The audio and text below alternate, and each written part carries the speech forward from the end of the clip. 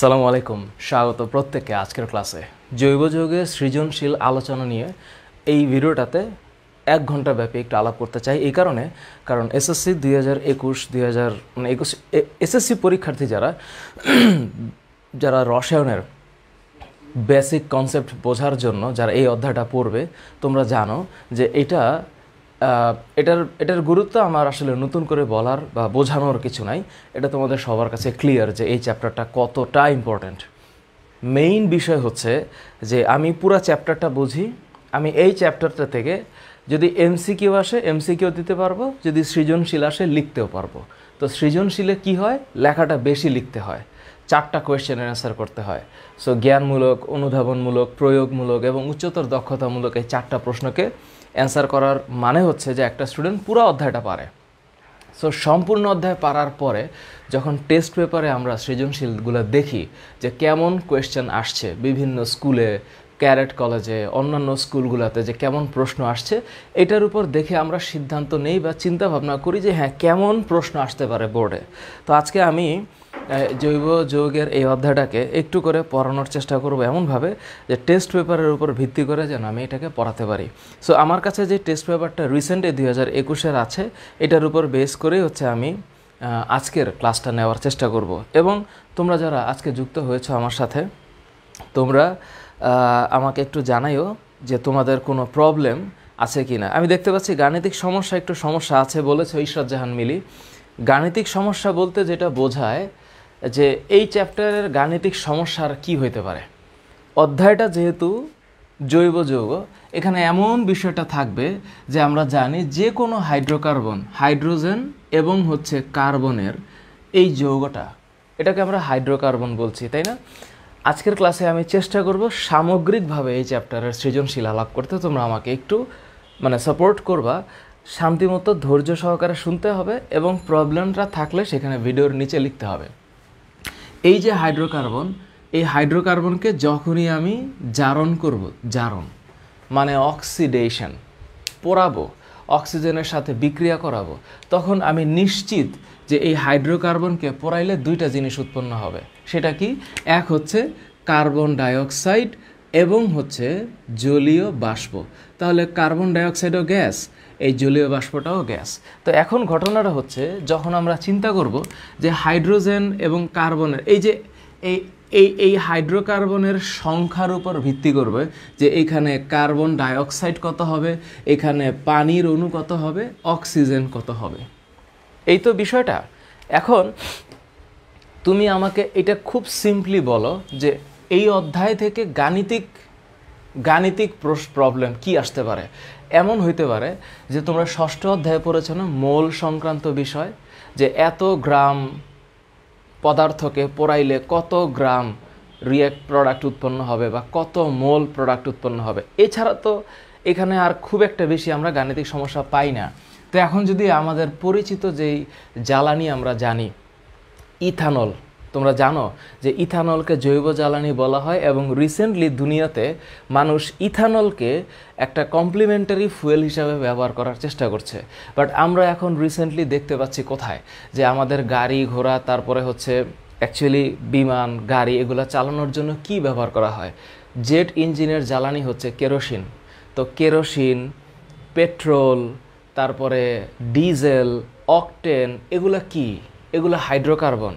এগুলো হচ্ছে যে ক্রুড ওয়েল, যেগুলো অপরিশোধিত তেল। এই ক্রুড ওয়েলের আংশিক পাতন কলামের বিভিন্ন জায়গা থেকে, পাতন কলামের বিভিন্ন স্ফুটনাঙ্কে অবস্থিত অংশ থেকে আলাদা করতে হয়। এবং তোমরা জানো যে তোমাদের বইয়ের মধ্যে এই যে চিত্রটা দেওয়া আছে, অনেকে তোমরা আমাকে বলছো স্যার এই চিত্রটা কি আঁকাইতে হবে? আমার তো মনে হয় না যে এই চিত্রটা আঁকানোর কোনো দরকার আছে। এই চিত্রটা আঁকানোর কোনো দরকার আছে বলে আমার মনে হয় না। তবে কেউ যদি আঁকাইতে পারে বা এখানে সারমর্মটা কি, আমি জানি যে আমার সিরিয়ালটা কোনটা, যে আমি জানি আমার পেট্রোলিয়াম গ্যাস হবে সবার আগে, যেটার টেম্পারেচার 20 ডিগ্রি। তো পেট্রোলিয়াম গ্যাস যেটা হচ্ছে আমরা ওই যে এখানে পিছনে লেখা আছে এলপিজি, লিকুইড পেট্রোলিয়াম গ্যাস, এটা। তারপরে আমি গ্যাসোলিন জানবো, যেটা পেট্রোল, নেপথা, কেরোসিন, ডিজেল, লুব্রিকেটিং, জ্বালানি, বিটুমিন। কোনটার মধ্যে কত কার্বন, এটা সম্পর্কে আমার ধারণা থাকা লাগবে। গেল এক। এখন যদি এখানে বলে স্যার অকটেন পোড়াইলে কি হবে, মিথেন পোড়াইলে কি হবে, বিউটেন পোড়াইলে কি হবে, কত গ্রাম বিউটেন পোড়াইলে কত গ্রাম কার্বন ডাইঅক্সাইড হবে, তখন কিন্তু এই কোয়েশ্চেনটা চলে যাবে ইসের সাথে। এই কোয়েশ্চেনটা এরকম তো হওয়ার কথা না। I can see things are clear, Umme Salma ID থেকে। I can see the Facebook live is still clear. মাঝখানে যদি একটু ক্ষুদ্রতম সময়ের জন্য প্রবলেম হয় আমি দুঃখিত। এখন ঠিকঠাক থাকার কথা। Is it clear guys? Thank you, thank you.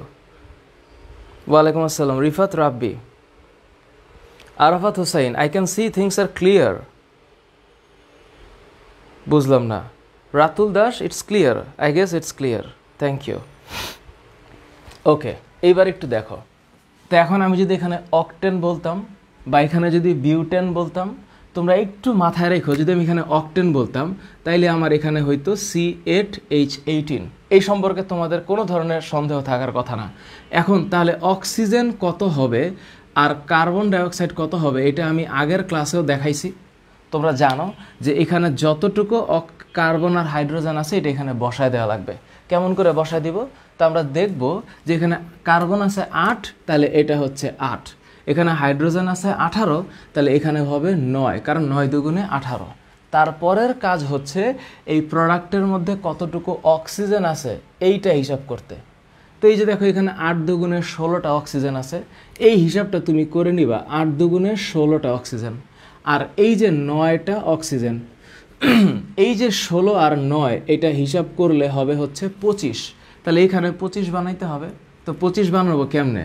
এখানে 25 বানাবো 25/2 দিয়ে। তুমি পরীক্ষার হলে তুমি যখনই এই হিসাবটা করবা পরীক্ষার হলে, যে এই সমান করার যে বিষয়টা, বিক্রিয়ার সমতাকরণের যে বিষয়টা, এটা যদি তোমার মাথায় থাকে ঠিকঠাক মতো, তাহলে তুমি সব পারবা। তখন তুমি হিসাব করবে। এখন যদি বলে যে 1 মোল অকটেন পোড়াইতে কত গ্রাম কার্বন ডাইঅক্সাইড লাগে, এখন তুমি যদিও বুঝতেছো যে এটা রাসায়নিক মানে ওই যে গণনা বা স্টয়কিওমেট্রির একটা পার্ট হয়ে যাচ্ছে, তাহলে এখানে 1 মোল অকটেন পোড়াইতে 8 মোল কার্বন ডাইঅক্সাইড লাগবে। মানে 1 পোড়াইলে কার্বন ডাইঅক্সাইড পাওয়া যাবে, আর 1 মোল অকটেন পোড়াইতে 12.5 মোল অক্সিজেন লাগবে। এখন যদি কোনো প্রশ্ন এরকম হয় যে 1 মোল অকটেন পোড়াইতে কত গ্রাম অক্সিজেন দরকার, তখন কি হবে? এটা যদি এমসিকিউতে আসে যে 1 মোল অকটেন পোড়াইতে কত গ্রাম অক্সিজেন লাগে, তখন আমি এটা হিসাব করব। কারণ আমি জানি অক্সিজেনের এই যে O2 এটা কত, 16 দুগুণে 32। তাহলে এই অক্সিজেনের আণবিক ভর হচ্ছে 32। তাহলে এইটা যদি 32 হয়, তাহলে 25.5 × 32 হবে। তার মানে বিষয়টা হচ্ছে এরকম 25/2। তাহলে এখন ঘটনাটা কি হচ্ছে? ঘটনাটা হচ্ছে এটা হচ্ছে 16। তাহলে 16 × 25 করতে হবে আমাকে। তো 16 × 25 যদি আমি করি, 16 × 25 তাহলে হচ্ছে 400। তাহলে এখানে হচ্ছে 400 গ্রাম অক্সিজেন লাগবে 1 মোল অকটেন পোড়াইতে। যদি ধরো গাণিতিক সমস্যা আর কি হইতে পারে, এই ধরনের গাণিতিক সমস্যা হইতে পারে। ওকে ওকে, 400 গ্রাম হবে। Thank you. হ্যাঁ, আমার একটু ঠান্ডা লাগছে, আমি সরি। এইটা আমি এই জন্য আজকে একটু তোমাদেরকে সাবধান করছি। এইটা নিয়ে কোনো সন্দেহ থাকার কথা না। তার মানে এই চ্যাপ্টার থেকে কোনো গাণিতিক সমস্যা যদি আসে, এই ধরনের একটা চিন্তা আমরা করতে পারি যে হ্যাঁ, কত গ্রাম বিউটেন পোড়াইতে হবে, বিউটেন পোড়াইলে কত গ্রাম পাওয়া যাবে, পেন্টেন পোড়াইলে কত গ্রাম পাওয়া যাবে, বা অক্টাডেকেন পোড়াইলে কত পাওয়া যাবে, বা প্রোপেন পোড়াইলে কতটুকু পাওয়া যাবে। তো প্রোপেন হিসাব করবা C3H8 হিসাব করলে কিন্তু জিনিসটা ক্লিয়ার হবে। সো এটা নিয়ে কোনো সমস্যা থাকারই কথা না। এটা আপাত দৃষ্টিতে যদি এমসিকিউতে আসে পারবা, সৃজনশীলে যদি গ নাম্বারে আসে তাহলে এই অঙ্কটা করতে পারতে হবে। এটা অ্যাকচুয়ালি অঙ্ক না, এটা হচ্ছে বিক্রিয়া সমতাকরণ করার একটা ছোট্ট প্রসেস। যদি এখানে কার্বন আর হাইড্রোজেন সংখ্যা যত হয় সেই অনুপাতে এইখানে আর এখানে তাই হবে। ক্লিয়ার? কোনো সমস্যা থাকার কথা না। Thank you. ওকে, এবার আমি বলি আচ্ছা, thank you Ibrahim Khalilullah, thank you. হ্যাঁ, আমি জানি মোলের ম্যাথ যদি এইবারের সিলেবাসের বাইরে হয়, তারপরেও যদি দিয়ে দেয়, তখন তো আমাদের মানে আমরা পারি না এটা তো বলতে পারবো না যে আমরা পারি না। পারি তো, এটা তো পারবোই, হোক সিলেবাসের বাইরে। এটা কি কোনো বিষয় নাকি? বিষয় না। এখন ঘটনা হচ্ছে, তাহলে তোমাদের কিন্তু টেনসড হওয়ার কোনো কারণ নাই, চিন্তিত হওয়ার কোনো দরকার নেই। ধরো আমার কাছে টেস্ট পেপার আছে, আমি টেস্ট পেপার থেকে অনেকে আমাকে বলছে যে স্যার ক আর খ তো পারি না। যেমন ধরো এরকম একটা প্রশ্ন পরীক্ষায় যদি দেয়, দেখো ধরো বলে দিল CnH2n, খেয়াল করো, বলে দিল একটা হচ্ছে CnH2n, হ্যাঁ, আরেকটা বলছে এটা যেন হচ্ছে cantonment public school and college রংপুরের নির্বাচনী পরীক্ষার 2019-এর প্রশ্ন। আরেকটা হচ্ছে CnH2n+2। এটা দিয়া ওরা বলতেছে যে n এর মান হচ্ছে 2। এটা দেওয়ার পরে ওরা বলতেছে যে n এর মান 2, তাহলে আমি তো বুঝতেই পারবো এটা কি প্রশ্ন করছে। এখান থেকে আর কি প্রশ্নটা করতে পারে? তো এখানে যে বলছে CnH2n, n এর মান 2, তো কি হইল? এটা হচ্ছে C2H4, মানে এটা সবাই জানে দুনিয়ার, এটা হচ্ছে ইথিন। আর এটা কি হচ্ছে C2H6, তার মানে এটা ইথেন। বুঝলাম, ভালো কথা। তাহলে এটা যে ইথিন, তো এইটা যে ইথেন, এইটা দিয়ে আমাকে আর কি প্রশ্নই করতে পারে? প্রথম প্রশ্ন করতেছে, যেটা হচ্ছে খুব কমন, আমি শুনতেছি এখন যে পরীক্ষা এটা আসবে, রেকটিফাইড স্পিরিট কাকে বলে? Rectified spirit. এখন এটা নিয়ে একটা কনফিউশন তৈরি হয়েছে। কেন? স্যার বইয়ের মধ্যে তো লেখা আছে 96% ইথানলের জলীয় দ্রবণ, কিন্তু অ্যাকচুয়ালি বিষয়টা কি? বিষয়টা হচ্ছে 96.5% ইথানল এবং 95.6 অ্যাকচুয়ালি। বিষয়টা হচ্ছে এরকম যে 95.6% ইথানল এবং 4% পানির সমস্ফুটন মিশ্রণ, এটা ইন্টারমিডিয়েটের বইয়ে দেওয়া। কিন্তু অনেকে আমাকে বলতেছে তাহলে স্যার আমরা তো মেইন বই ফলো করা উচিত। ঠিক আছে, তুমি লিখে দিবে ডাইরেক্ট যে 96% ইথানোয়িক অ্যাসিডের এই জলীয় দ্রবণকে রেকটিফাইড স্পিরিট বলে।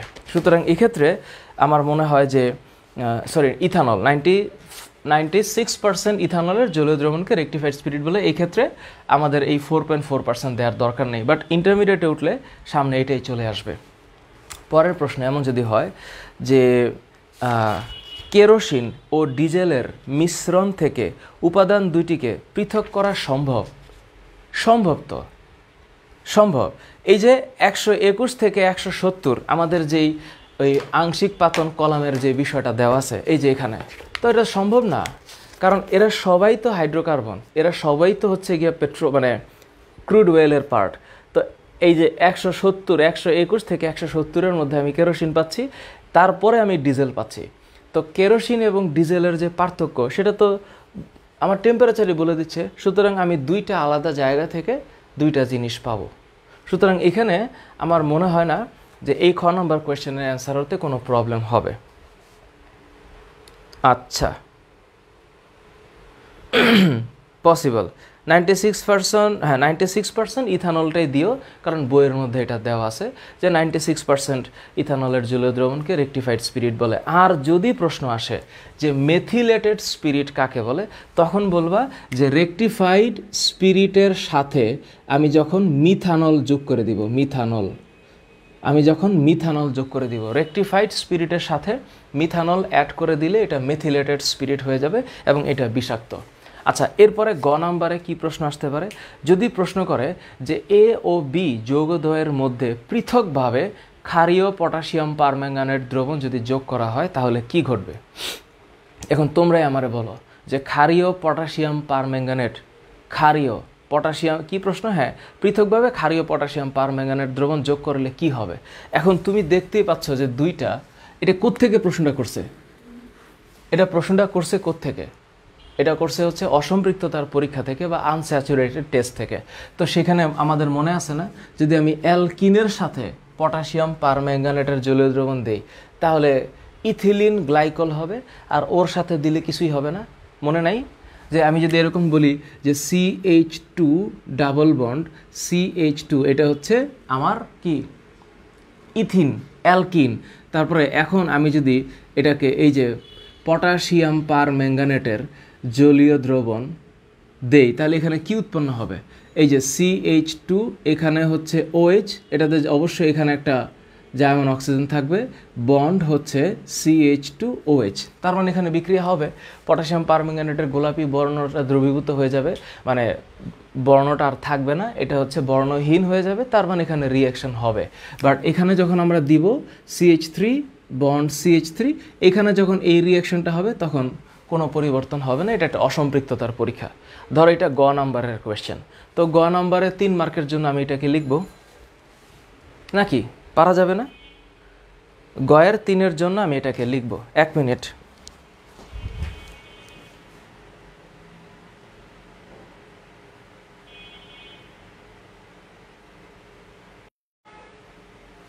আচ্ছা, এখন আমি বুঝতেছি না, আমি সামটাইমস এই যে ব্লারিংটা হচ্ছে,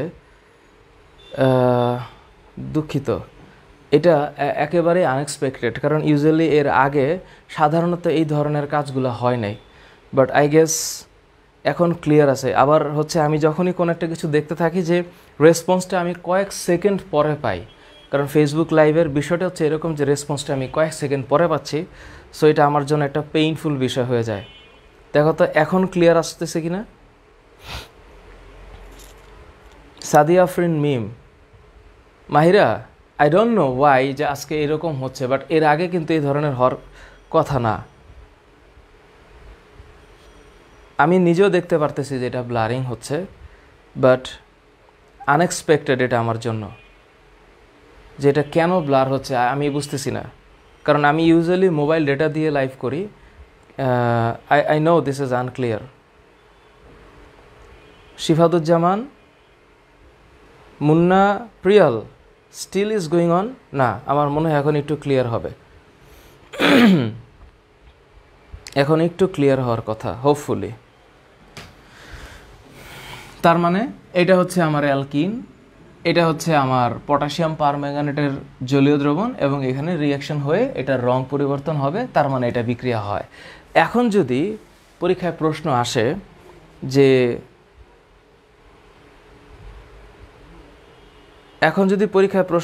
যে এ ও বি যৌগ শ্রেণীর প্রথম সদস্য, সরি, এ যৌগ থেকে, দেখো প্রশ্নটা দেখো, এ যৌগ থেকে বি যৌগ শ্রেণীর প্রথম সদস্য প্রস্তুত করা সম্ভব কিনা সমীকরণ সহ বিশ্লেষণ করো।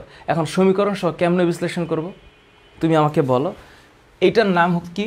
যদি আমাকে এই প্রশ্ন করতে বলে যে আমি ইথিন থেকে মিথেন পাবো কিনা, লেটস সে আমার যৌগটা দেওয়া আছে CH2 ডাবল বন্ড CH2, এটা ইথিন। আমাকে বলছে এই এ থেকে বি যৌগের প্রথম সদস্য, তো বি যৌগের প্রথম সদস্য মানে অ্যালকেনের প্রথম সদস্য তো অবশ্যই হচ্ছে গিয়ে মিথেন হবে। তো অ্যালকেনের প্রথম সদস্য যদি মিথেন হয়, নিশ্চিতভাবে মিথেন আমাকে বানাইতে হবে, তার মানে এখন আমাকে CH4 বানাইতে হবে। এবার আমাকে বলো এখান থেকে এখানে কেমনে আসব? আমি প্রথম কি করব?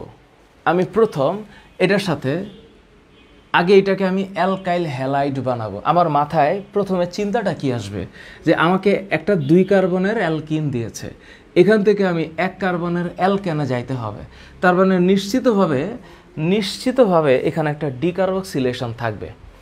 অ্যালকেন মানে মিথেন, তো মিথেন উৎপন্ন হওয়ার জন্য আমার কি লাগবে? মিথেন উৎপাদন হওয়ার জন্য আমার লাগবে হচ্ছে যে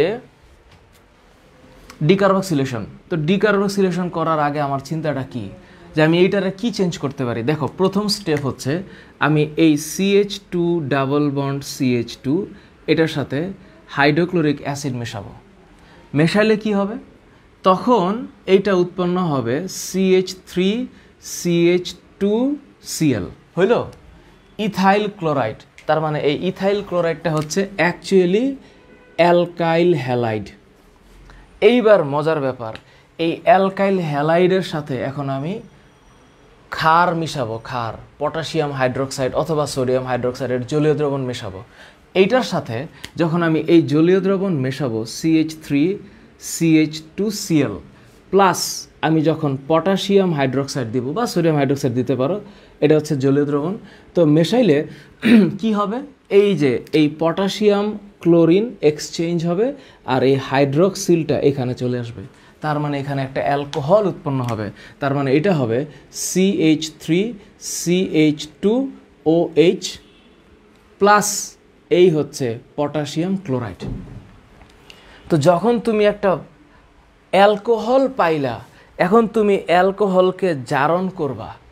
অ্যালকোহলকে এখন যদি আমি জারণ করি আমি পাবো অ্যালডিহাইড, অ্যালডিহাইডকে জারণ করলে আমি পাবো ফ্যাটি অ্যাসিড, এবং ফ্যাটি অ্যাসিডের সাথে আমি যখন সোডিয়াম হাইড্রোক্সাইড আবার দিব আমি ফ্যাটি অ্যাসিডের লবণ পাবো। দেখো, তার মানে এই যে অ্যালকোহল, এই CH3CH2OH এটাকে আমি জারণ করতেছি কি দিয়ে? পটাশিয়াম পারম্যাঙ্গানেট দিয়ে সালফিউরিক অ্যাসিডের উপস্থিতিতে। তাহলে এখানে উৎপন্ন হবে অ্যালডিহাইড। এই অ্যালডিহাইডকে যদি আমি আবার জারণ করি কিভাবে? ওই পটাশিয়াম পারম্যাঙ্গানেট দিয়ে, এবং পটাশিয়াম পারম্যাঙ্গানেটের সাথে আমি সালফিউরিক অ্যাসিড দিব, তখন এখানে উৎপন্ন হবে। এই জায়গাটা একটু মুছে দিই, এটা একটু করতেছে, সমস্যা করতেছে। তো এখন কি উৎপন্ন হবে? এখানে উৎপন্ন হবে CH3COOH, ইথানল। স্টেপ 1 2 3 4টা গেছে। ওই CH3COOH এইটার সাথে আমি যখন সোডিয়াম হাইড্রোক্সাইডকে মেশাবো তখন কি হবে? এই যে সোডিয়াম হাইড্রোক্সাইডের OH আর H এক্সচেঞ্জ হবে, তখন এখানে কি হবে? হবে হচ্ছে CH3COONA প্লাস এই যে ওয়াটার, এই যে আমার CH3COONA, এটাকে এখন আমি ডিকার্বক্সিলেশন করব। তার মানে এই যে CH3COONA এটার সাথে আমি যখন সোডা লাইম দিয়ে দিব ক্যালসিয়াম অক্সাইড, তখন কি হবে? এই রিয়াকশনটা হচ্ছে এই টোটাল অংশটা চলে যাবে সোডিয়াম কার্বনেট হয়ে, বাকি থাকবে মিথেন। তার মানে এই হচ্ছে আমি পাইলাম মিথেন, এই হচ্ছে আমার প্রোডাক্ট। এখন বলো, তোমাদের পরীক্ষায় যদি কখনো এমন প্রশ্ন আসে যে এমন একটা বিক্রিয়া দেখাও, যে বিক্রিয়ায় বা একটা প্রস্তুতি দেখাও যে আমি নিব 2 কার্বনের হাইড্রোকার্বন কিন্তু পাবো 1 কার্বন কম। ঠিক আছে, আমি তো এইটা মানলাম যে আমি ডিকার্বক্সিলেশন বিক্রিয়া দিয়ে 1 কার্বন কমায় দিতে পারবো, কিন্তু ডিকার্বক্সিলেশনের প্রোডাক্ট আমার রিয়েক্টেন্টে আসতে হবে। তো আমাকে ডাইরেক্ট বলছে ইথিন থেকে মিথেন বানাইতে। তো আমি যদি ইথিন থেকে মিথেন বানাইতে চাই, এটা তো আমার ইথিন,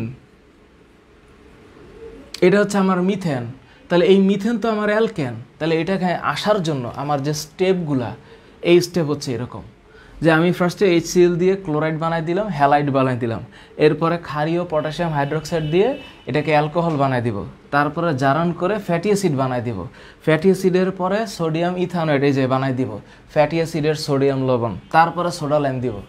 তাইলে এই কাজটা হয়ে যাবে। পারবা না? Thank you Ayman Hosna ID থেকে। এটা এক্সামে আসলে 100% দিবা। Thank you Azizullah. প্রভাবক অবশ্যই দিতে হবে, এই প্রভাবকগুলো আমি আগেও লিখে দিছি, এই কারণে আমি এখানে খুব স্পেসিফিক করে দেই নাই। যেমন ধরো অনেকে বলবে স্যার এখানেতে যে তাপের চিহ্ন দিতে হবে, তারপরে এখানে স্যার H2SO4 লিখতে হবে। সত্য, H2SO4 লিখতে হবে, পটাশিয়াম পারম্যাঙ্গানেট বা পটাশিয়াম ডাইক্রোমেট দিতে হবে, বুঝলাম। এই বিক্রিয়াগুলো করার সময় প্রভাবক অবশ্যই লাগবে, দিতে পারলে বেস্ট। আমি স্টেপগুলো দেখাচ্ছি। সুতরাং এই ধরনের প্রশ্ন যদি ঘ নম্বরে আসে, পারবা না? পারবা তো? এখন প্রশ্ন হচ্ছে যদি এইরকম প্রশ্ন আসে যে তোমাদের পরীক্ষায় ধরো এই ধরনের একটা প্রশ্ন আসছে, এটা সম্ভবত ফরিদপুর সরকারি বালিকা উচ্চ বিদ্যালয়ের নির্বাচনী পরীক্ষার 2018 সালের প্রশ্ন। উদ্দীপক যদি এইরকম দেয়, এইরকমই তো দেয়। মানে এখন ঘটনা হচ্ছে জৈব যৌগের সৃজনশীল তো কত ঘন্টা আলাপ করলে শেষ হবে, এটা আমার জ্ঞান সীমানার বাইরে। But this sort of things is common. হ্যাঁ, এটা মুছা দেই। পারবা না? আমি মুছা দিলাম। তোমরা লিখছো? যদি লিখে থাকো, তোমাদের অনেকের কাছে মনে হইতে পারে sir this is too easy. যাদের কাছে মনে হচ্ছে this is too easy, thank you so very much. তোমাদেরকে আমার প্রয়োজন। আর যাদের কাছে একটু কঠিন মনে হচ্ছে তোমরা একটু প্র্যাকটিস করো। Thank you Saba, thank you, thank you. আচ্ছা, এগুলা আসে পরীক্ষা, এগুলা আসে বলেই তোমাদের সামনে আমি টেস্ট পেপার থেকে আলাপ করছি। তোমাদের টেস্ট পেপারটা খুলে দেখো, একেবারেই অস্বাভাবিকভাবে কঠিন এমন কিছু, যেটা সবার জন্যই কঠিন এমন কিছু নাই। যেমন ধরো আরেকটা প্রশ্ন, ধরো এরকম একটা উদ্দীপক দিয়েছে ROH, এটা হচ্ছে অ্যালকোহল।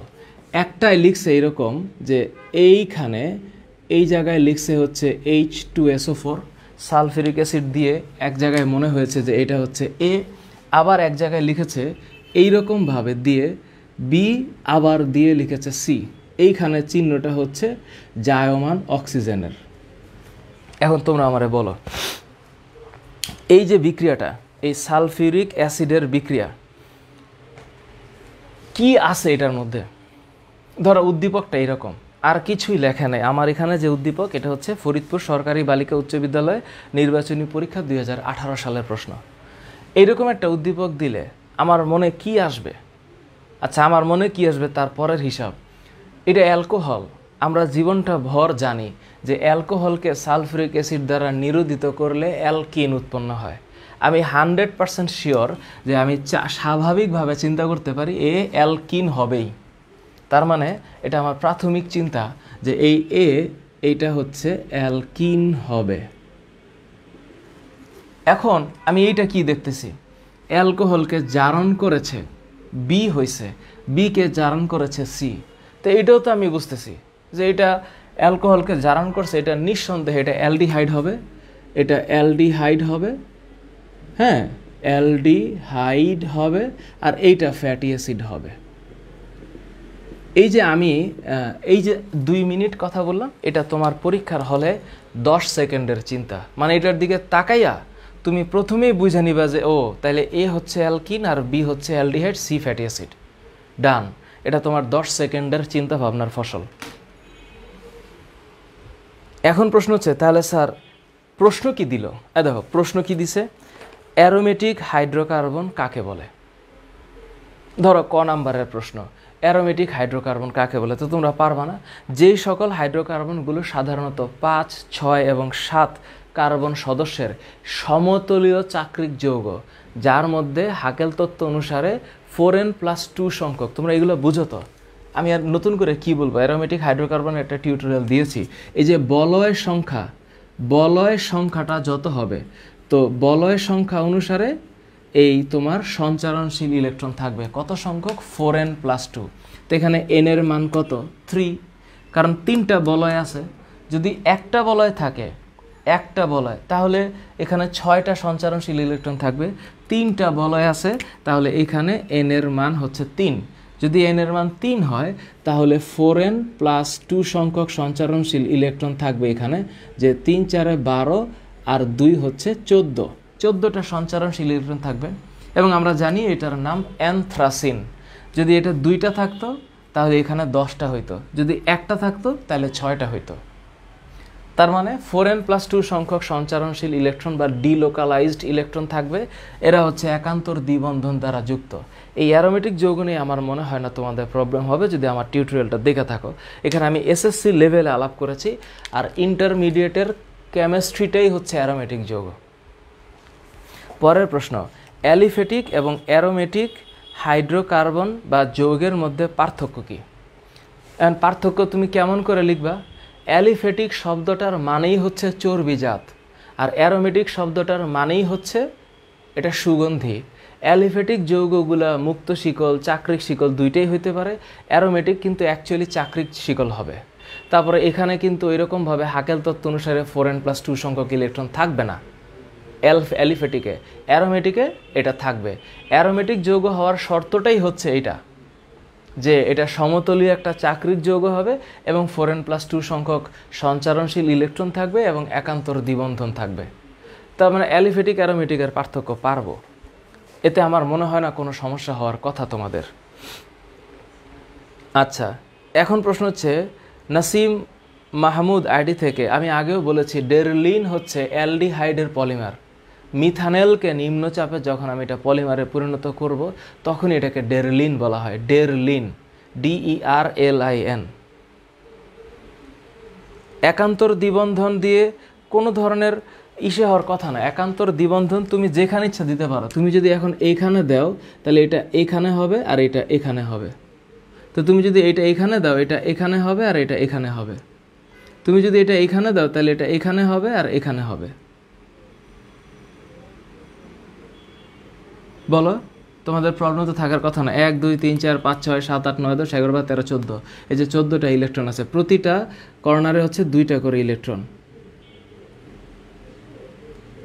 তার মানে একান্তর দ্বিবন্ধন তুমি যেখানে ইচ্ছা দিতে পারো। অ্যাকচুয়ালি আমরা যখন এই চাকরিক এই যৌগটা লিখি তখন আমরা এখানে যে গোল চিহ্নটা দেই, তার মানে এটা ঘুরছে, সঞ্চারণশীল হচ্ছে। সো আমরা এটাকে রেজোনেন্স বলা হয়। অগাস্ট কেকুল এটা আবিষ্কার করেছে, রেজোনেন্স। এখন প্রশ্ন যদি হয় এরকম যে খ নাম্বার, এ এর 2টি সমাণুকের নাম এবং কি বলেছে? আচ্ছা আচ্ছা, ভালো প্রশ্ন। এখানে বলে দিয়েছে আর হলো 5 কার্বন বিশিষ্ট অ্যালকাইল মূলক। আর 5 কার্বন বিশিষ্ট অ্যালকাইল। তো এবার যদি 5 কার্বন হয়, এবার আমাকে বলো তাহলে এটার নাম কি হবে? এটা যদি 5 কার্বনের অ্যালকাইল মূলক হয়, তো অ্যালকাইল মূলকটা কি?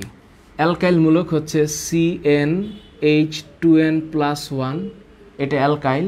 তো আর যদি 5 কার্বনের অ্যালকাইল হয় তাহলে এটা হচ্ছে C5, 5 দুগুণে 10 আর 2 12 1 কম মানে 11 OH। তার মানে তুমি এখন আমারে বলো, এই যে অ্যালকোহল এটার নাম অ্যাকচুয়ালি পেন্টানল।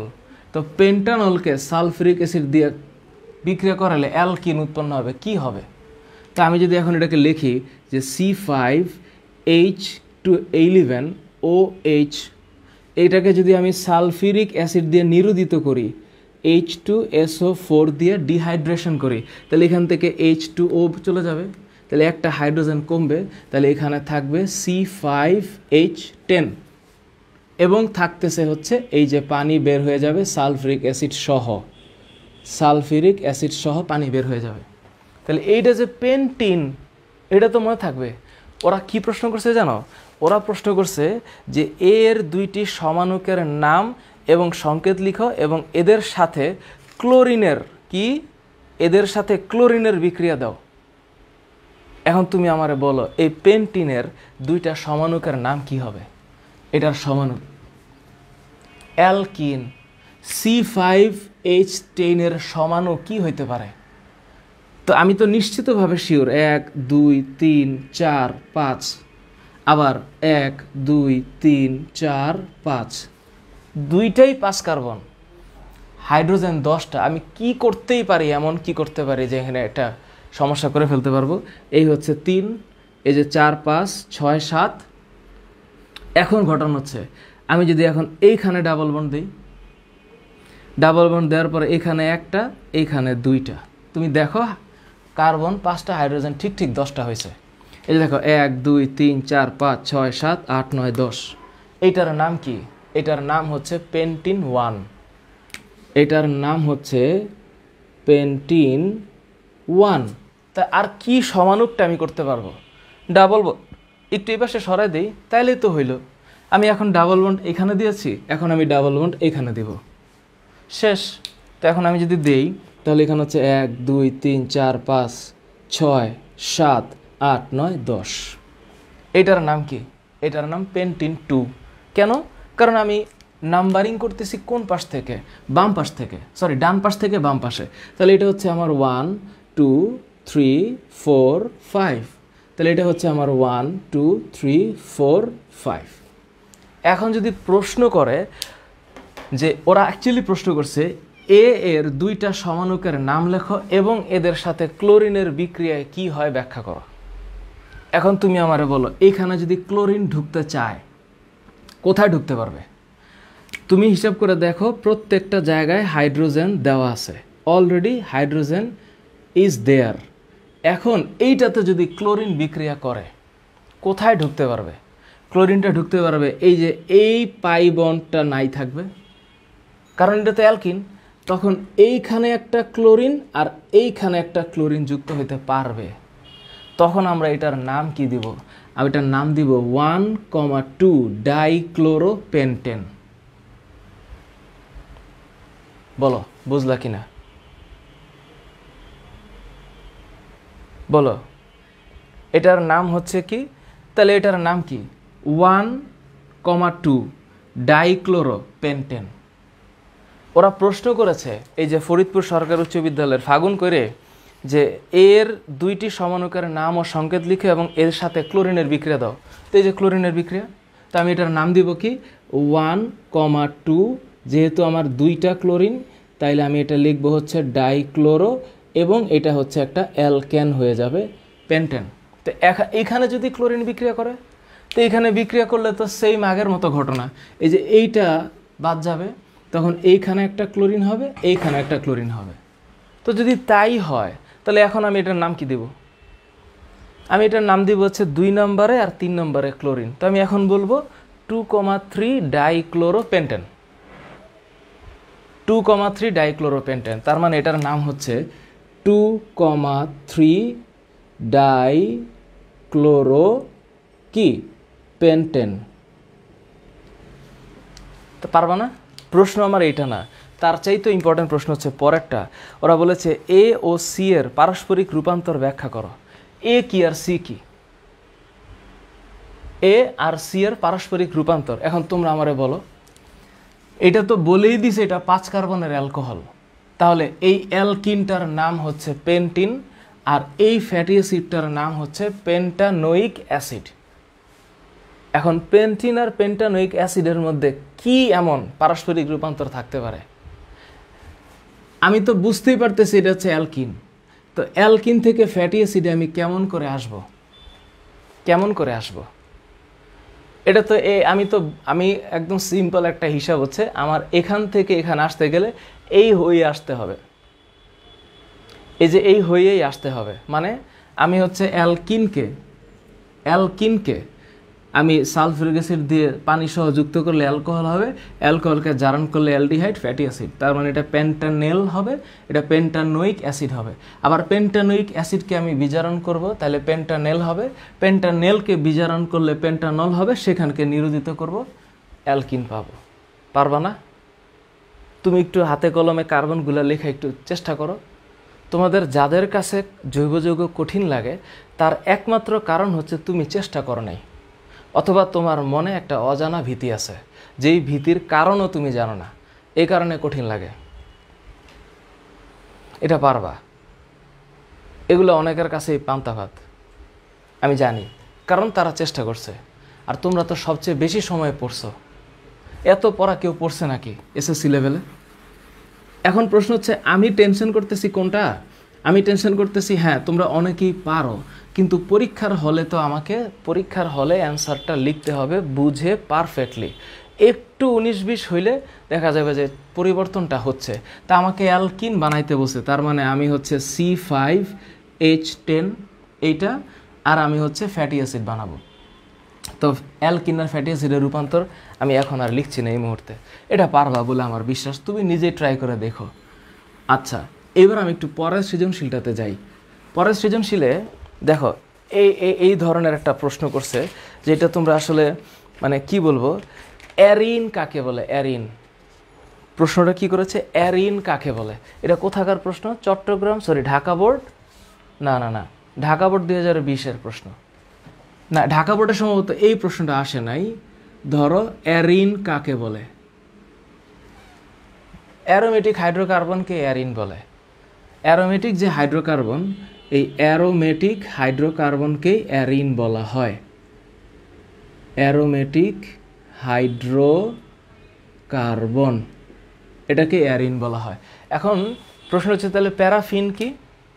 প্যারাফিন তোমরা নিশ্চিতভাবে জানো যে অ্যালকেনকেই প্যারাফিন বলা হয়, কারণ এটার মানে হচ্ছে প্যারা মানে লেস বা নাই, অ্যাফিন মানে হচ্ছে আসক্তি। যদি আসক্তি না থাকে তাহলে আমি এটাকে ইসে বলছি, অ্যালকেন বলছি বা প্যারাফিন বলছি।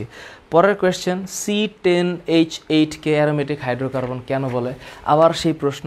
তোমরা নিশ্চিতভাবে জানো যে C10 CH8 এটা হচ্ছে ন্যাপথলিন। এটাকে কেন অ্যারোমেটিক বলা হচ্ছে? কারণ এখানে হচ্ছে বলয় সংখ্যা কয়টা? 2টা, এবং দেখা যাবে এই বলয় সংখ্যায় ইলেকট্রন সঞ্চারণশীল ইলেকট্রন হচ্ছে 10টা, এবং এটা একটা সমতলীয় চাক্রিক যৌগ। সুতরাং সমতলীয় চাক্রিক যৌগ, এখানে এই 10 কার্বনের একটা সমতলীয় চাক্রিক যৌগ, সুতরাং এটা একটা অ্যারোমেটিক হাইড্রোকার্বন। Thank you. আচ্ছা, থ্যাংক ইউ। এখন যদি এরকম প্রশ্ন হয় পরেরটা, যে গ নাম্বারে, খেয়াল করো, গ নাম্বারের প্রশ্ন হচ্ছে এ একটি অসম্পৃক্ত হাইড্রোকার্বন, সমীকরণ সহ প্রমাণ করো। এ কি? এখন আমাকে বলে দিল যে CnH2n, CnH2n +2। এখানে আমাকে বলে দিল যে n এর মান 3। এখন আমাকে বলল কি যে এইটা অসম্পৃক্ত, এটা প্রমাণ করো। কেমন করে প্রমাণ করব? সরি, এটা সম্পৃক্ত প্রমাণ করো। এটা তো অ্যালকেন। তো এই যে সম্পৃক্ততার পরীক্ষা, আমরা তো জানি 2টা পরীক্ষা আছে, বেয়ার টেস্ট আর ব্রোমিন দ্রবণ। তো ব্রোমিন দ্রবণে আমরা কি, তোমাদের মনে রাখতে হবে, তো ব্রোমিন দ্রবণে আমরা যখন ব্রোমিনের লাল বর্ণটা দিব, সেটা দূরীভূত হয়ে যাবে না। তো দূরীভূত যেহেতু হবে না, বিক্রিয়া হয় নাই, তাহলে এটা সম্পৃক্ত। আবার পটাশিয়াম পারম্যাঙ্গানেট দিব, ক্ষারীয় পটাশিয়াম পারম্যাঙ্গানেট, বেয়ার পরীক্ষা, তাতেও কোনো পরিবর্তন হবে না, তার মানে এটা সম্পৃক্ত। এটা প্রমাণ করতে পারবো। পরের কোয়েশ্চেন কি? পরের কোয়েশ্চেন হচ্ছে এই ধরনের জৈব অ্যাসিড তৈরিতে A ও B উভয় যৌগকে ব্যবহার করা যাবে কি? জৈব অ্যাসিড তৈরিতে A এবং B উভয় যৌগকেই ব্যবহার করা যাবে কি না? এখন তোমরা আমাকে বলো। A হচ্ছে অ্যালকেন, আমার এখানে যে উদ্দীপকটা দেয়া আছে, A হচ্ছে অ্যালকেন। অ্যালকেন থেকে জৈব অ্যাসিড বানানো যাবে না? অ্যালকেনের আমি যদি হ্যালোজেনেশন করি, অ্যালকাইল হ্যালাইড হবে। অ্যালকাইল হ্যালাইডের সাথে সোডিয়াম হাইড্রোক্সাইড যদি আমি দিয়ে দিই, তাহলে অ্যালকোহল হবে। অ্যালকোহলকে জারণ করলে অ্যালডিহাইড, এবং তারপরে আবার জারণ করলে ফ্যাটি অ্যাসিড হবে, যাবে। আর এর পরেরটা কি? এর পরেরটা হচ্ছে অ্যালকোহল, ও অ্যালকোহলই দেয়া আছে। তো অ্যালকোহল থেকে ফ্যাটি অ্যাসিড বানানো তো কোনো ব্যাপার না।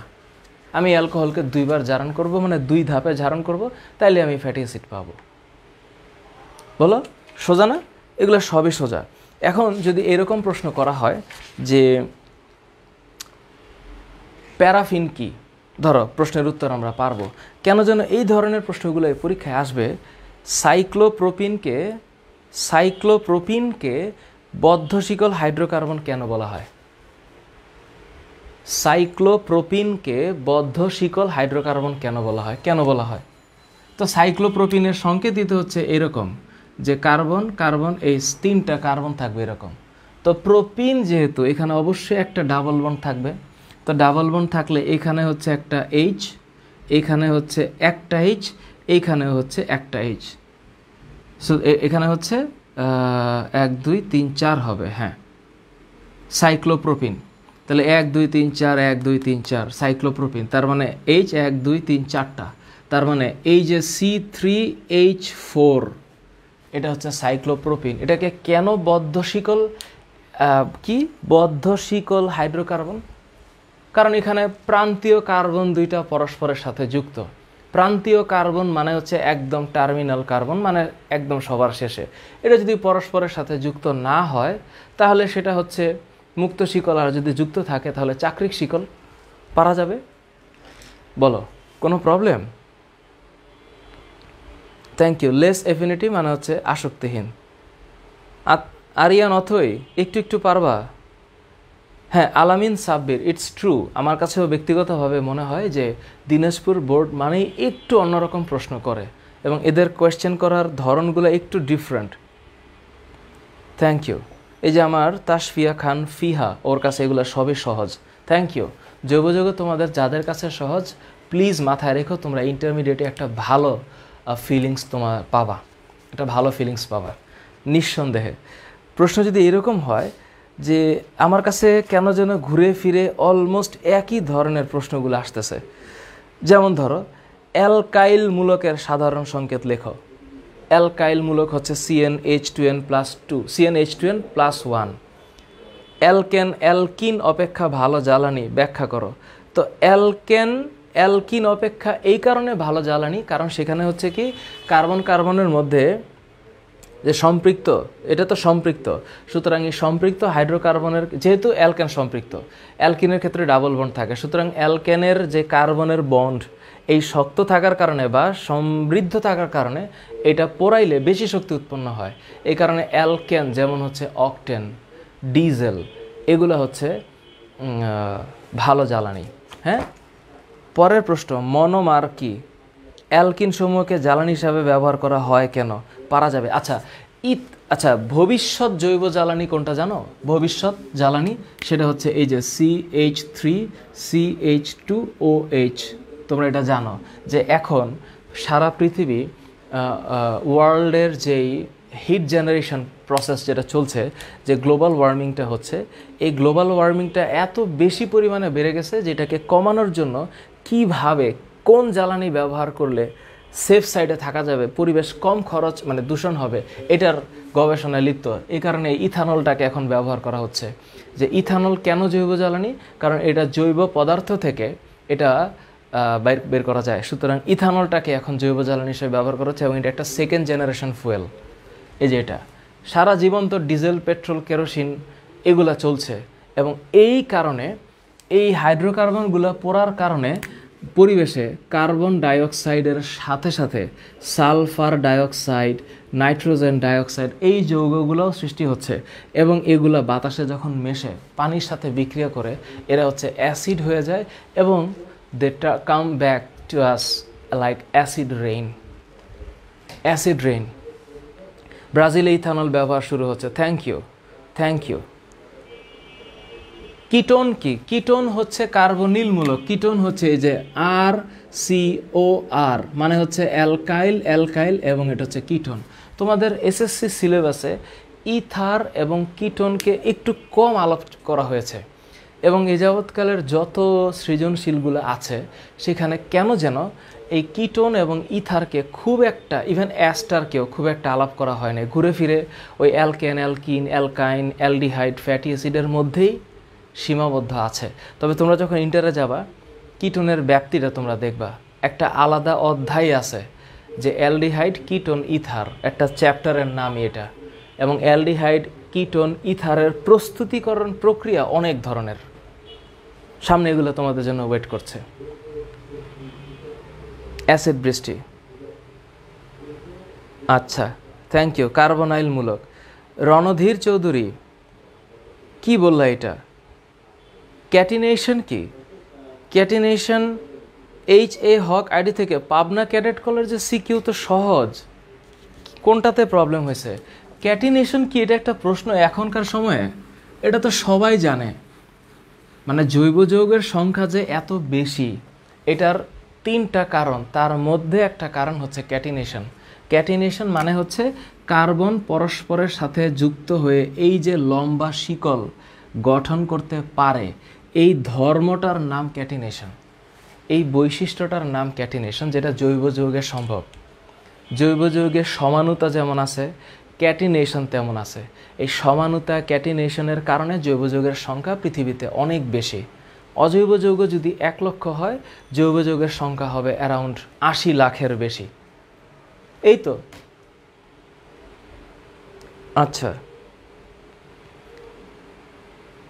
আচ্ছা, এখন প্রশ্ন হচ্ছে, হ্যাঁ ব্রাজিলে ইউজ করা হয়। তোমাদের আমি বললাম নাইলন উৎপাদনের প্রক্রিয়া তো অবশ্যই কঠিন লাগার কথা না। আমি এটা কতবার যে বোর্ডে লিখছি আমি নিজেও জানি না। নাইলনের বিক্রিয়াটা দেখতে কঠিন, কিন্তু এটা তো আসলে সহজ। তোমাদের বইয়ের মধ্যে আসে না নাইলনের বিক্রিয়া? তবে একটু পরিবর্তন করতে হবে নাইলনের বিক্রিয়ায়। ওই যে ওরা অ্যাডিবিক অ্যাসিড, যেটা এটা হচ্ছে মানে অ্যাডিবিক অ্যাসিড কি, 6 কার্বনের ফ্যাটি অ্যাসিড, তো 2 পাশেই হচ্ছে COOH আছে। তো যখনই আমি ধরো এখানে COOH বন্ড COOH এইটা না লিখে আমি যদি একটু চেঞ্জ করে লিখি তখন বিক্রিয়াটা বুঝতে সুবিধা হয়। এটাই পার্থক্য, আর কোনো পার্থক্য নাই। বিষয়টা কেমন? বিষয়টা হচ্ছে এরকম, COOHকে আমরা এইভাবে লিখি যে এইটা COOH বন্ড CH2, এখানে হচ্ছে 4 বন্ড COOH, এটাই হচ্ছে অ্যাডিবিক অ্যাসিড। কারণ এখানে এই যে কার্বন একটা, 4 আর 1 5 আর 1 6 কার্বন, এবং উভয় পাশে কি আছে, ফ্যাটি অ্যাসিড মূলক আছে। এইটার নাম অ্যাডিপিক অ্যাসিড। পারো না কেন? এরপর হচ্ছে হেক্সামিথিলিন ডাইঅ্যামিন। বিষয়টা কেমন? বিষয়টা হচ্ছে এরকম, এই যে নাইট্রোজেন, তারপরে এখানে এই যে কার্বন 1 2 3 4 5 6 কার্বন, এই হচ্ছে নাইট্রোজেন, তার সাথে হাইড্রোজেন, এটাই তো। এখানে হচ্ছে উভয় পাশে হচ্ছে হাইড্রোজেনগুলো আছে। তো এখন তুমি চিন্তা করো, এটা হচ্ছে CH2 CH2 CH2 CH2 CH2 CH2, এই টোটালটা হচ্ছে 6টা CH2। এই জন্য এটার নাম হচ্ছে হেক্সা, মানে 6। তো CH2 মানে মিথিলিন, এই যে NH2 এই পাশে আছে, এটাকে আমরা এখন এইভাবে লিখি যে H2N। কেন? একটু বোঝার জন্য, আর কিছু না। H2N বন্ড, এই যে CH2, এই যে এগুলা টোটাল কয়টা, 1 2 3 4 5 6, এই যে তখন আমি এখানে ব্রেকেট দিয়ে লিখি 6। কেন লিখছি? ছোটোর জায়গায় লেখা যায় যাতে। বন্ড হচ্ছে NH2। তো এই তো বিক্রিয়া। কি এমন কঠিনটা আছে এখানে আমারে বলো? টাইটেনিয়াম অক্সাইড সহ এখানে তাপ দিতে হবে, টাইটেনিয়াম অক্সাইড। তো যখন তাপ দিব আমি, তখন কি হবে তুমি একটু বলো, ভাবো। এটা কি কোনো কঠিন বিষয়? এখানে হচ্ছে যে N, আর এখানেও হচ্ছে N সংখ্যক, উভয় পাশ থেকে পানি বের হবে, উভয় পাশ থেকে পানি বের হবে। এই যে OH, এইটার সাথে এই একটা হাইড্রোজেন, একটা, এখানে দুইটা ছিল না, একটা, আর এই যে OH, এইটার সাথে আরেকটা হাইড্রোজেন, এরা যুক্ত হবে। বাস, বাকি যা আছে তাই লিখে দিব। কি কঠিন বলো? তো এখানে কি থাকতেছে? OH উঠে গেছে, তাইলে এখানে বন্ড খালি থাকতেছে। এটা হচ্ছে এই যে OC, তারপর এই যে বন্ড, এই যে CH2 4 বন্ড, এই যে CO, এটার সাথে এই যে আগে NH2 যুক্ত ছিল, এখন হবে NH। এই আর কিছু না, বন্ড CH2, এই যে এটা কয়টা ছিল, 6টা, আর এখান থেকে একটা হাইড্রোজেন চলে গেছে। তো এই টোটালটা হচ্ছে আমার নাইলন, অনেকগুলা। এখন এখান থেকে একটা N মলিকিউল অফ ওয়াটার, আর এখান থেকে একটা N মলিকিউল অফ ওয়াটার, মানে অ্যাকচুয়ালি এখানে হচ্ছে 2N molecule of water produce হবে। এটার নাম নাইলন 6:6। কেন? এখানেও 6 কার্বন, এখানেও 6 কার্বন। কেন প্রবলেম হবে এটা আমার একটু বলো। তুমি যদি এটার দিকে তাকাও, এটা কেমন করে আসে, তুমি এবার নিজের হাতে একটু ভেঙে ভেঙে লেখো বিক্রিয়াটা। কঠিন না তো। এই জায়গাটা আমি যদি এটাকে এখন একটু চেঞ্জ করে লিখি, কি চেঞ্জ করে লিখবো? ধরো যে এই হচ্ছে কার্বন, এই কার্বনের সাথে এই হচ্ছে অক্সিজেন, তারপরে বন্ড, এই হচ্ছে নাইট্রোজেন, আর এই হচ্ছে হাইড্রোজেন। এই হচ্ছে নাইলন 6,6 এর রিয়াকশন। এটা এক ধরনের ঘনীভবন পলিমার। কেন ঘনীভবন পলিমার? কারণ এখানে দুইটা রিঅ্যাক্ট্যান্ট, ওরা যখন যুক্ত হয়েছে তখন ওদের ভিতর থেকে পানি বের হইতে হয়েছে। এটার নাম হচ্ছে ঘনীভবন বিক্রিয়া। যে পলিমারকরণ বিক্রিয়ায় মনোমার অণুসমূহ পরস্পরের সাথে যুক্ত হওয়ার সময় ক্ষুদ্র ক্ষুদ্র অণু, যেমন কার্বন ডাইঅক্সাইড বা পানি,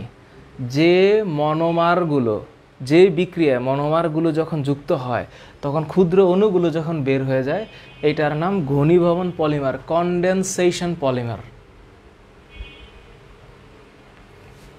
HDPE মানে হচ্ছে high density polyethylene, high density polyethylene. Suraiya Yasmin Faria, তুমি পলিয়েস্টার কই পাইলা? কোন বোর্ডে আসছে আমাকে একটু দেখাও। HDPE মানে হাই ডেনসিটি পলিইথিন। তাহমিদ বিন আজাদ, ডেফিনেটলি এটা ইজি, নিশ্চিতভাবে তোমাদের মনে রাখা লাগবে। আর তোমরা যারা এনজাইমগুলো মনে রাখতে পারো না, কেন মনে রাখতে পারো না একটু ভাবো। আমি তোমাদেরকে আলু থেকে ইথানল প্রস্তুতকরণ দেখাইছি, আলু থেকে ইথানল, এটা যদি পরীক্ষায় আসে প্লিজ একটু মুখস্থ রেখো। আলু হচ্ছে একটা স্টার্চ। তো স্টার্চ থেকে স্টার্চ থেকে ডায়াস্টেজ এনজাইম কাজ করবে, তাইলে এখানে উৎপন্ন হবে মল্টোজ। মল্টোজকে ভাঙবে হচ্ছে মল্টেজ, মল্টেজ ভাঙা বানাবে হচ্ছে গ্লুকোজ, আর গ্লুকোজকে ভাঙবে হচ্ছে জাইমেজ, এই জাইমেজটা বানাবে ইথানল। এই গ্লুকোজ থেকে ইথানল হবে। এই জিনিসটা তোমার মনে থাকবে না? থাকবে না? স্টার্চ, স্টার্চ মানে কি? মানে এটা একটা শ্বেতসার, মানে অনেকগুলো গ্লুকোজের অণু একসাথে, মানে অনেকগুলা মনোস্যাকারাইড একসাথে, এটা হচ্ছে স্টার্চ হয়। তাহলে স্টার্চ কই থাকে? আলুতে থাকে। এখানে যে এনজাইম, এইটার নাম হচ্ছে ডায়াস্টেজ। এটা আমি ওই দিন পড়াইছি। মল্টোজকে ভাঙে কে? মল্টেজ। এই এনজাইমটার নাম হচ্ছে মল্টেজ। আর গ্লুকোজকে ভাঙবে কে? জাইমেজ। এইটার নাম হচ্ছে জাইমেজ। এই হচ্ছে সহজ তিনটা রিয়াকশন। এটা তো বিদ্যা অর্জন করার পদ্ধতি, সোজাসুজিভাবে তো পরীক্ষা আসবে না। এটা তো আমরা হচ্ছে মুড়ি দিয়ে মোয়া বানাচ্ছি না, যে হাতে কলমে একটু করে ফেললে হয়ে গেল। এটা একটা লেখাপড়া, এখানে একটু মনোযোগ দিতে হয়, ত্যাগ করতে হয়। কি ত্যাগ? সময় এবং শ্রম। তাইলে মনে থাকবে। তোমার কি মনে হয় যে আমি খুব মেধাবী? জীবনেও না। তাই এগুলো কি আমার পড়া লাগে? এগুলা আমি পড়ি আর লিখি, তারপরে আমার মনে থাকে। তোমাদের কি এমনি এমনি চলে আসবে নাকি? নো, হার্ডওয়ার্ক লাগবে, তবে স্ট্র্যাটেজিক হার্ডওয়ার্ক, আন্দাজে হার্ডওয়ার্ক না। বলো আর কি কঠিন আছে বলো।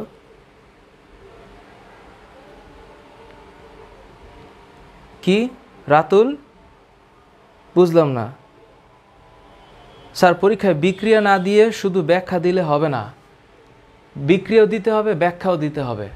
এত শর্টকাট তুমি চিন্তা করো না যে শুধু বিক্রিয়া একটা কোনো মতে দিয়ে দিবার হয়ে যাবে। নো। আইসোপ্রোপানল, আইসোপ্রোপানল অনেকে দেখতেছে আবার আইসোপ্রোপানল। প্রোপানলের সংকেত কি বলো? প্রোপানলের সংকেত কি? প্রোপানলের সংকেত হচ্ছে CH3 CH2 CH2OH। এটা হচ্ছে প্রোপানল। আইসোপ্রোপানল হচ্ছে এইটাই জিনিসটা OH-টাকে আগে দিয়ে দিব। মানে কি? মানে এই OH-টা চলে যাবে ওর কাছে, এখানে CH3 হবে, এখানে CH3 হবে, এইটা হবে OH। এইটাই পার্থক্য, আর কিছু না। এটার নামই হচ্ছে আইসোপ্রোপানল। তোমরা আইসো মানে তো জানো, আইসোটোপ, আইসোবার, আইসোটোন, আইসোমার পড়ো নাই? তো আইসো মানে হচ্ছে সমান, তো এটা হচ্ছে আইসোপ্রোপানল। বলো কঠিন? কি কঠিন? কোনটা কঠিন? পিভিসি মানে পলিভিনাইল ক্লোরাইড। জেবা আমি টলেন বিকারকের ব্যাখ্যা দিয়েছি, তুমি খালি ইউটিউবে একটা সার্চ দিও টলেন রিয়েজেন্ট। আমি ব্যাখ্যা দিয়েছি যে টলেন বিকারকটা কি এবং এটা কি কারণে ব্যবহার করা হয়। টলেন বিকারক অ্যালডিহাইড শনাক্তকরণে ব্যবহার করা হয়। অ্যালডিহাইড ক্ষারীয় সিলভার নাইট্রেটের জলীয় দ্রবণকে, মানে সিলভার মূলকটাই হচ্ছে আমার টলেন বিকারক, অ্যালডিহাইড শনাক্তকরণে ব্যবহৃত হয়। অংশু, বিক্রিয়া দেওয়ার ধান্দায় তুই থাক, এই বিক্রিয়া যে যত পারবে সে ততই এটা ইসে হবে। মানে আচ্ছা, পিভিসির ব্যাপারটা নিয়ে তোমরা কেন টেনশন করতেছো এটাও তো আমি বুঝতেছি না। পিভিসি মানে হচ্ছে পলিভিনাইল ক্লোরাইড। ভিনাইল ক্লোরাইড মানে কি? এই ভিনাইল ক্লোরাইড মানে তোমরা জানো না? CH2 ডাবল বন্ড CHCl মানে কি? এই যে CH2 ডাবল বন্ড CHCl, এইটাই ভিনাইল ক্লোরাইড। বলে স্যার এরকম কেন? আরে এটা তো অ্যালকিন, অ্যালকিনের ক্লোরাইড। এইখানে যখন আমি পারক্সাইড দিব, মানে পারক্সাইড দিয়ে উচ্চ চাপ এবং তাপমাত্রায় এটা পলিভিনাইল ক্লোরাইড হয়ে যাবে। মানে হচ্ছে কি, এখানে যখন N সংখ্যক আমি দিব তখন এটা উৎপন্ন হবে বন্ড CH2, এটা আর ডাবল বন্ড থাকবে না। এই যে এক বন্ড, সেম বন্ড CH, এই হচ্ছে Cl। আচ্ছা, এটা এইভাবে লেখুই তাহলে সবচেয়ে সুবিধা হবে। এটা হচ্ছে এরকম হবে, এখানে হচ্ছে H, এখানে হচ্ছে Cl, এই হচ্ছে দাগ, এই হচ্ছে আমার পিভিসি, পলিভিনাইল ক্লোরাইড। পলি অনেকগুলা, ভিনাইল ক্লোরাইড একসাথে। তাহলে এটা হচ্ছে ভিনাইল ক্লোরাইড, এটা হচ্ছে ভিনাইল ক্লোরাইড, এইটা হচ্ছে পলিভিনাইল ক্লোরাইড। এখন বলো তোমরা আমার একটু বলো যে এই যে থার্মোপ্লাস্টিক আর থার্মোসেটিং প্লাস্টিক, এটা তো তোমাদের কাছে ক্লিয়ার। গত ক্লাসে আমি বলেছি ব্যাকেলাইট, ফাইবার গ্লাস এগুলো একটু শক্ত, যেমন তেমনভাবে এগুলাকে করা যাবে না, মানে গলানো টলানো যাবে না। এখন এই যে পলিভিনাইল ক্লোরাইড, এটা কোথায় ব্যবহার করা হয়? পানির পাইপ, বিদ্যুতের প্রবাহের মানে তার যখন বানায়, তারের উপরে যখন কাভারটা দেয়, অন্তরক পদার্থটা দেয়, সেটা হচ্ছে পিভিসি। আর এই যে নাইলন 6:6, এটা দাঁতের ব্রাশ, আমরা যে দাঁত ব্রাশ যে করি, এটার যে শক্ত উপরে যে নাইলনের অংশটা, এইটাই 6:6। রশি বানানো হয়, কৃত্রিম কাপড় বানানো হয়। বলো কোথায় সমস্যা? Titanium trichloride, thank you. Polypropene মানে হচ্ছে অনেকগুলো প্রোপিন একসাথে। প্রোপিনের যৌগ মানে প্রোপিন একসাথে করলে পলিপ্রোপিন হবে, ইথিন একসাথে করলে পলিইথিন হবে। তোমাদের বইয়ের 282 নম্বর পৃষ্ঠায় তো দেওয়া আছে বিক্রিয়াগুলা। ইউভি মানে আলট্রাভায়োলেট, ঠিক আছে? সুতরাং হ্যাঁ, আমি আজকে যতটুকু তোমাদের বললাম, তোমাদের কাছে আমার একটু রিকোয়েস্ট, তোমরা এই হয়তো সবার একসাথে সবার প্রশ্নের উত্তর এক জায়গায় দেওয়া সম্ভব না, এই কারণে আমি আমার তো একটা গ্রুপ বানিয়েছি। আমি এই গ্রুপের উদ্দেশ্যটা হচ্ছে সবাই সবাইকে হেল্প করবে, কিন্তু অনেকেই আছে যে অনেকে হেল্প হয়তো পায় না, কারণ কেউ একটা পোস্ট দিলে দেখা যায় কারো কারো পোস্টে খুব বেশি পরিমাণ মানুষের ক্রাউড থাকে, কারো কারো পোস্ট হয়তো চোখের সীমানার বাইরে থাকে। এটা অ্যাকচুয়ালি এই ইন্টারনেট দুনিয়াটার একটা বৈশিষ্ট্য, কারণ কোটি কোটি ডেটা তো চারপাশে, সব ডেটায় সমানভাবে ক্রাউড থাকে না। তাই আমাদের চেষ্টা করতে হবে আমরা যেন একটা কমিউনিটি সবাই সবাইকে মিলে ডেভেলপ করতে পারি।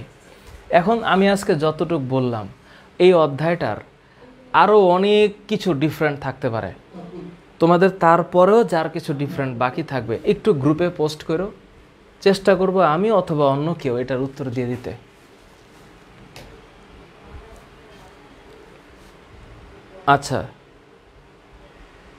আচ্ছা, হুমায়ুন কবির ভুঁই আইডি থেকে 30 মিনিটে একটা সিকিউ শেষ হয় না, এটা একটা খুব এটা একটা কষ্টদায়ক ব্যাপার। তোমাকে টাইম ম্যানেজমেন্ট করে লিখতে পারতে হবে, যেটা পরীক্ষার বৈশিষ্ট্য। পরীক্ষা মানেই তো হচ্ছে একটা শর্ট টাইমে বেশি ডেলিভারি দেওয়া, সেই কাজটা করতে পারতে হবে। সুতরাং তোমরা একটু প্র্যাকটিসটা করো, জাস্ট প্র্যাকটিসটা করো। সুতরাং আমি চেষ্টা করব, হ্যাঁ একটু আমি অনেককে আসলে প্রি অ্যাপ্রুভ করে দিয়েছি, তারপরে আমি প্রি অ্যাপ্রুভ করে দিব তোমাদের বাকি সবাইকে। সুতরাং নেক্সট ক্লাসে ইনশাল্লাহ আমরা হচ্ছে জৈব যৌগটা আজকে সোমবার, তো বুধবার দিনে আমরা আমাদের রুটিন মাফিক যেটা আছে সেটাই পড়ব। তোমরা এখন একটা পরীক্ষা দাও, এবং শুক্রবার দিন ইনশাল্লাহ আমি কাজ ক্ষমতা শক্তি পড়াবো। আগামী শুক্রবার ইনশাল্লাহ রাত 9টায় তোমাদের ফিজিক্সের 4 নম্বর চ্যাপ্টার, যেটা নিয়ে বিশেষ করে ব্যয়িত শক্তির যেই কনসেপ্টটা নিয়ে খুব নড়াচড়া হচ্ছে, এই ফিজিক্সের 4 ওয়ার্ক পাওয়ার এনার্জি, এটা পড়াবো আগামী শুক্রবার 9টা থেকে 10:15 ইনশাল্লাহ। তোমরা তৈরি থাইকো, আর তোমরা আমাকে জানাইও তোমাদের কোনো প্রবলেম, নির্দ্বিধায় নিঃসন্দেহে। I'll be there. আল্লাহ হাফেজ। তাহলে আজকে এশারের আজান দিয়েছে, নামাজটা পড়ো। বাই।